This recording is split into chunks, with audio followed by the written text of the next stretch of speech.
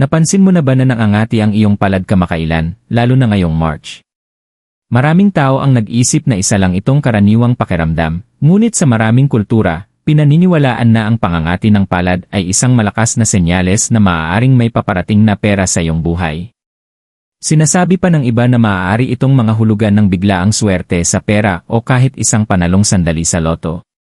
Kahit na parang kakaiba itong pakinggan, ang paniniwalang ito ay umiiral na sa loob ng maraming henerasyon, at maraming tao ang nagsasabing nakaranas sila ng biglaang swerte matapos maramdaman ang misteryosong sensasyong ito.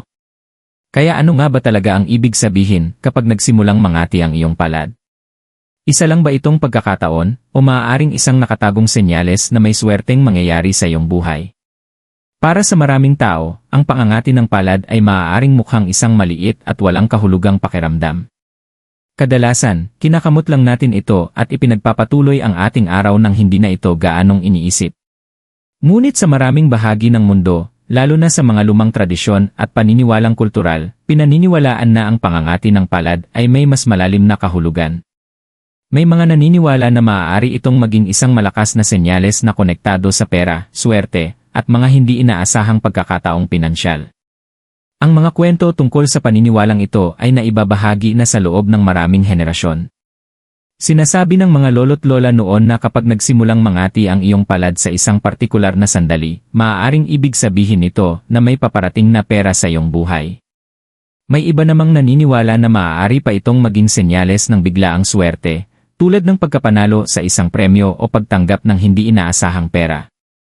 Ngunit may totoo nga bang dahilan sa likod ng kakaibang sensasyong ito? At bakit sinasabi ng ilan na mas nagiging makabuluhan ito sa ilang panahon, tulad ng buwan ng March? Tuklasin natin ang misteryong nasa likod nito. Ang sinaunang paniniwala tungkol sa pangangati ng palad. Sa loob ng maraming siglo, pinaniniwalaan ng mga tao sa iba't ibang panig ng mundo na ang ilang sensasyon sa katawan ay may nakatagong kahulugan. Isa sa mga pinakakilalang senyales ay ang misteryosong pangangati ng palad. Bagamat maaaring ipaliwanag ito ng modernong agham bilang isang simpleng pisikal na reaksyon, madalas itong ituring ng mga sinaunang tradisyon bilang isang bagay na mas malalim at simboliko. Matagal bago pa nagkaroon ng internet, modernong medisina, at maging ng nakasulat na kasaysayan sa maraming lugar, umaasa ang mga tao sa pagmamasid at karanasan upang maunawaan ang mga senyales ng buhay. Sa paglipas ng panahon, napansin nila ang ilang mga pattern, maliliit na pangyayaring tila paulit-ulit na nagaganap. Isa sa mga pattern na ito ay konektado sa kamay ng tao. Sa maraming kultura, ang palad ng kamay ay matagal nang itinuturing na isang makapangyarihang simbolo. Ito ay kumakatawan sa pagbibigay, pagtanggap at pagpapalitan ng enerhiya. Pagkatapos ng lahat, ang kamay ang ginagamit natin upang tumanggap ng pera, mag-alok ng tulong, at gumawa ng mga kasunduan. Dahil dito, nagsimulang iugnay ng mga sinaunang paniniwala ang sensasyon ng pangangati ng palad sa ideya ng paggalaw ng pera. May ilang tradisyon na nagsasabing kapag nagsimulang mangati ang kanang palad, maaari itong sumimbolo na may paparating na pera sa iyong buhay. Pinaniniwalaan na ito ay kumakatawan sa mga darating na oportunidad, hindi inaasahang biyayang pinansyal, o kahit mga maswerteng sandali na maaaring magbago ng iyong sitwasyon. Sa kabilang banda, may mga paniniwala naman na nagsasabing kapag ang kaliwang palad ang nangangati, maaari itong mga hulugan na may perang lalabas mula sa iyong mga kamay, maaaring isang gastusin, bayarin, o isang bagay na kailangan mong pag-investan. Gayunpaman, sa ibang kultura ay kabaligtaran ang kahulugan nito, na nagpapakita kung gaano kahanga-hanga at misteryoso ang mga tradisyong ito.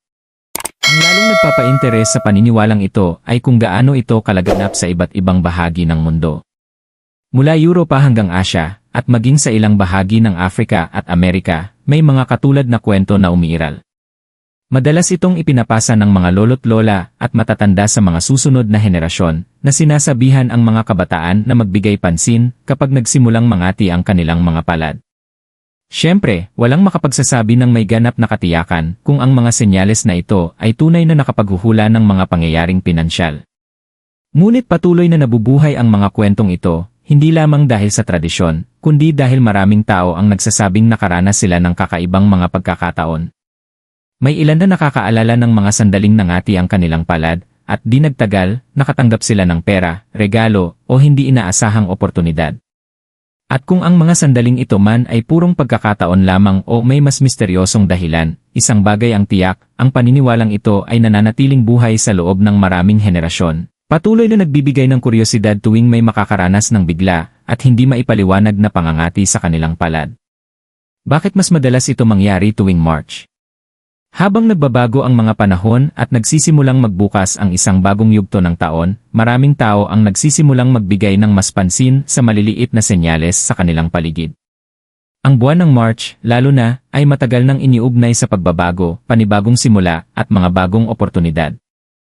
Unti-unting nawawala ang lamig ng winter, nagsisimulang magising muli ang kalikasan, at sa maraming kultura, itinuturing ang panahong ito bilang tunay na simula ng bagong enerhiya.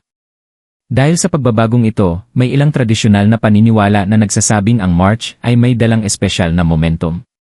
Ito ay panahon kung kailan nagsisimulang umusad ang mga plano, lumalago ang mga ideya, at maaaring magsimulang lumitaw ang mga oportunidad sa pananalapi. Nagsisimula ang mga tao na magtakda ng mga bagong layunin, gumawa ng mahahalagang desisyon, at magbukas ng mga pintuan na dati ay tila sarado noong mga mas tahimik na buwan ng taon. Sa mga espiritual na tradisyon, ang panahong ito ay madalas inilalarawan bilang sandali kung kailan nagsisimulang dumaloy ng mas malaya ang enerhiya. Tulad ng mga puno na muling nagkakaroon ng mga bagong dahon at ang mga bulaklak na nagsisimulang mamukadkad, maraming naniniwala na ang mga oportunidad sa buhay ay maaari ring magsimulang umusbong. Para sa mga taong naniniwala sa mga simbolikong senyales, kahit ang maliliit na sensasyon, tulad ng pangangati ng palad, ay maaaring magkaroon ng mas malalim na kahulugan sa panahong ito. May mga naniniwala na kapag nagsimulang mangati ang palad sa buwan ng March, maaari itong sumasalamin sa paggalaw ng paparating na enerhiya ng pera. Simple ngunit kawili-wili ang ideyang ito, habang umiikot ang mga oportunidad sa mundo, maaaring tumugon ang katawan sa pagbabagong iyon sa mga banayad na paraan. Ang kamay na sumisimbolo sa pagtanggap at pagbibigay ay nagiging sentro ng simbolismong ito. Siyempre, hindi lahat ay pareho ang interpretasyon sa ganitong mga sensasyon. May ilan na tinitingnan ito bilang simpleng pagkakataon lamang, habang ang iba naman ay nakikita ito bilang paalala na manatiling alerto at maging mulat sa mga nangyayari sa paligid. Maniniwala man o hindi ang isang tao sa simbolismo nito, hinihikayat ng ideyang ito ang mga tao na manatiling bukas sa mga posibilidad. Pagkatapos ng lahat, maraming oportunidad sa pananalapi ang dumarating sa buhay sa mga sandaling hindi inaasahan. Isang bagong alok sa trabaho, isang ideya sa negosyo, isang maswerteng pagkakataon, o kahit isang nakakagulat na panalo ay maaaring biglang magbago ng sitwasyon ng isang tao. At kung minsan, napapansin lamang ng mga tao ang mga oportunidad na iyon dahil naging mas maingat sila sa maliliit na senyales sa kanilang paligid. Kaya kapag dumating ang March at may napansin kang kakaiba, tulad ng biglaang pangangati ng iyong palad, maaaring isa lamang itong karaniwang sandali. O ayon sa ilang sinaunang paniniwala, maaaring isa itong tahimik na paalala na ang pagbabago, oportunidad, at marahil kahit kaunting swerte ay maaaring paparating na sa iyong buhay. Mga senyales na papalapit ang swerte sa pera. Minsan, nagpapadala ang buhay ng mga senyales sa pinakatahimik at hindi inaasahang paraan. Kadalasan, ang mga senyales na ito ay maliliit at madaling baliwalain. Ngunit para sa mga naniniwala sa mga tradisyonal na simbolo at espiritual na timing, maaari itong maramdaman na parang mga bulong na may magandang mangyayari sa hinaharap. Isa sa mga pinakakaraniwang nababanggit na senyales ay ang biglaang pangangati ng palad. Maraming tao ang naniniwala na ang sensasyong ito ay lumalabas kapag ang enerhiya ng pera ay nagsisimulang gumalaw sa paligid mo. Maaaring pakiramdam ay random lamang ito sa simula, ngunit ayon sa mga lumang paniniwala, maaari itong sumimbolo sa sandali kung kailan ang pera o oportunidad ay naghahanda ng pumasok sa iyong buhay. Isa pang senyales na madalas pag-usapan ng mga tao ay ang paglitaw ng mga paulit-ulit na numero. Maaaring mapansin mo na bigla mong nakikita ang parehong mga numero ng paulit-ulit sa orasan, resibo, o sa iba't ibang lugar sa buong araw. Para sa ilang naniniwala, ang mga ganitong pattern ay itinuturing na paalala na papalapit ka sa isang maswerteng sandali. Maaari ring magkaroon ng misteryosong papel ang mga panaginip sa mga kwentong ito. May mga taong nagsasabing bago sila makatanggap ng hindi inaasahang pera o oportunidad, na naginip sila ng kakaiba, tulad ng mga barya, ginto, o malaking halaga ng pera. Sa maraming tradisyon, ang mga panaginip tungkol sa kayamanan ay pinaniniwalaang sumisimbolo sa paparating na kasaganaan o pagbabago sa personal na kapalaran. Ang mga hindi inaasahang pagkikita ay maaari ring maramdaman na parang senyales. Isipin mong makilala ang isang tao na nagbibigay ng mahalagang payo, nagpapakilala sa iyo sa isang bagong oportunidad, o nagbabahagi ng impormasyon na nagbabago sa direksyon ng iyong buhay. Maaaring mukhang ordinaryo ang mga sandaling ito sa simula, ngunit kalaunan ay makikita mong iyon pala ang simula ng isang mas malaking pagbabago. Mayroon ding mga naniniwala na ang biglaang pakiramdam ng motibasyon o kumpiyansa ay maaaring senyales na may positibong pagbabago na paparating. Parang may bagong enerhiya na biglang lumilitaw, na hinihikayat kang kumilos, subukan ang mga bagong landas, o gumawa ng mga desisyon na dati mong pinagdadalawang isipan. Siyempre, wala sa mga senyales na ito ang may kasamang tiyak na garantiya. Ang buhay ay hindi laging sumusunod sa mga madaling hulaan na pattern, at ang swerte ay maaaring dumating sa mga paraang hindi natin inaasahan. Ngunit ang dahilan kung bakit napaka-interesante ng mga kwentong ito ay kung gaano kadalas naaalala ng mga tao ang maliliit na sandali na nangyari bago nagbago ang isang mahalagang bahagi ng kanilang buhay. Marahil ay pangangati ng palad, kakaibang panaginip o isang biglaang oportunidad na tila lumitaw mula sa wala. At kahit walang makapagsasabi ng may kasiguraduhan kung ang mga senyales na ito ay tunay na naghuhula ng swerte sa pera, patuloy pa rin itong nakakapukaw ng imahinasyon ng mga tao sa buong mundo.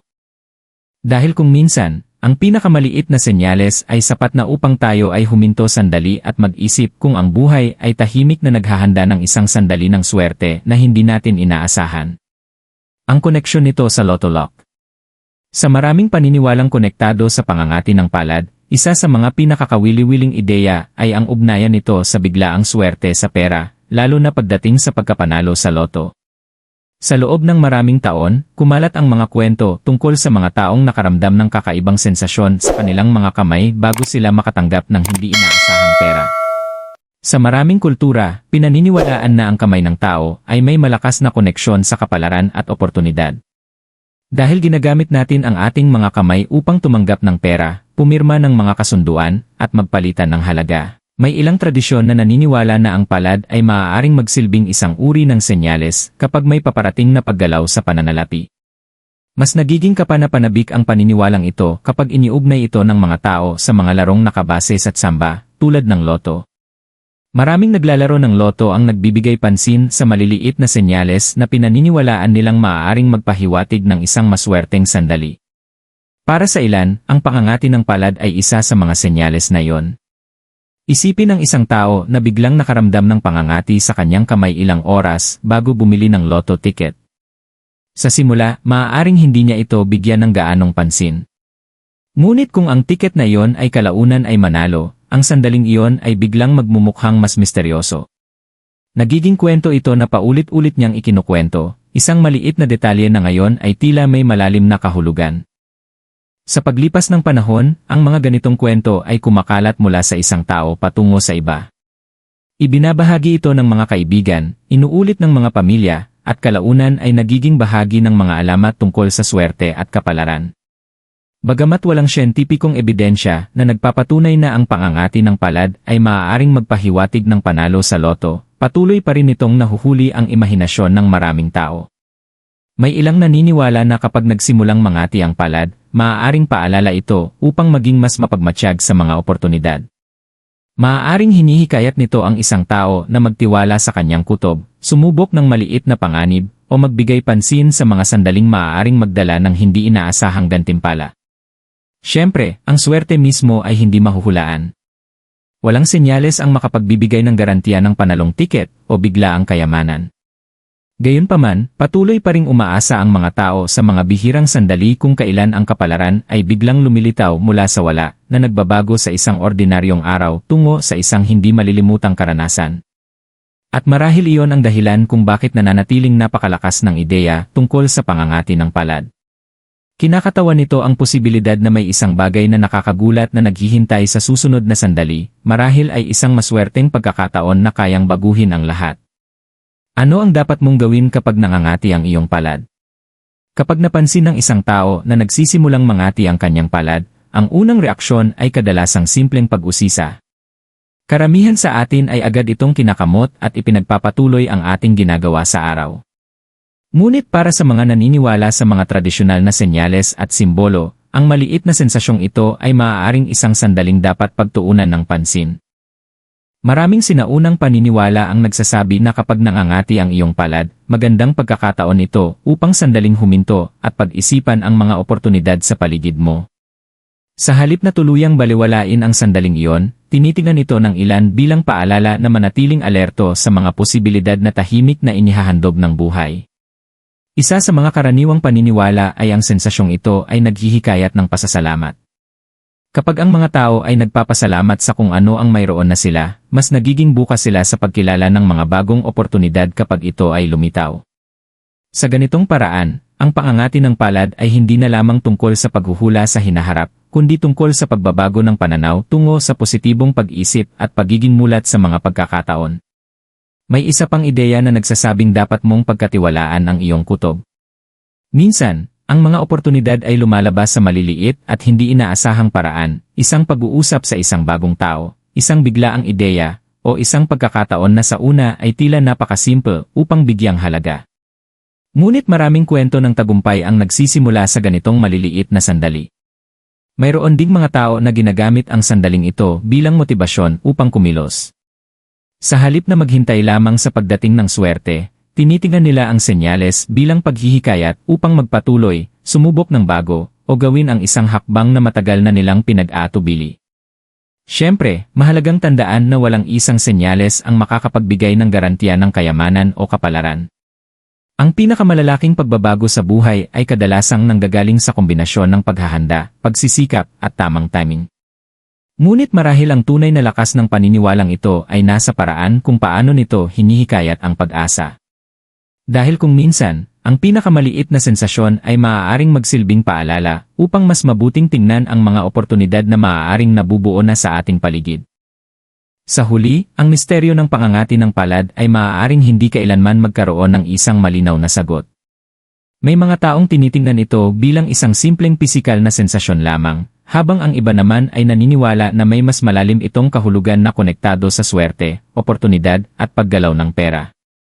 Ang dahilan kung bakit napaka-interesante ng paniniwalang ito ay hindi dahil tiyak nitong nahuhulaan ang pera o kapalaran, kundi dahil hinihikayat nito ang mga tao na maging mas mulat sa mga posibilidad sa kanilang paligid. Minsan, nagbabago ang buhay sa mga paraang hindi natin inaasahan, at kadalasan ang mga pagbabagong iyon ay nagsisimula sa napakaliit na sandali na halos hindi natin napapansin. Isang hindi inaasahang pag-uusap, isang biglaang ideya, o isang pagkakataon na lumilitaw sa isang ordinaryong araw ay maaaring tahimik na magbago ng lahat. At kahit walang senyales ang makakapagarantiya ng swerte, ang pag-asang may magandang mangyayari ay maaaring magbigay inspirasyon sa mga tao na manatiling positibo, mausisa, at handa sa mga oportunidad. Kaya sa susunod na mangati ang iyong palad, maaari ka nalang ngumiti at mag-isip sandali. Dahil baka lang, ang buhay ay tahimik na naghahanda ng isang maliit na sandali ng swerte na hindi mo inaasahan.